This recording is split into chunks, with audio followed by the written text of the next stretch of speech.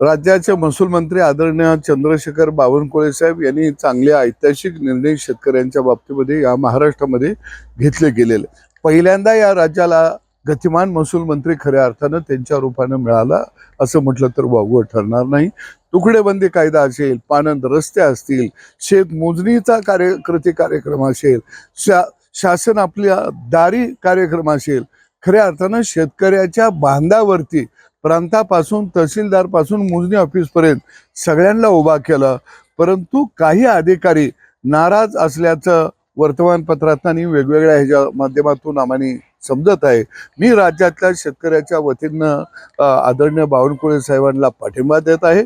आपण हातामध्ये खऱ्या अर्थानं जे सर्वसामान्य माणसासाठी जे काम घेतलेलं आहे महसूल खात्याअंतर्गत ते कुठेही थांबवू नये।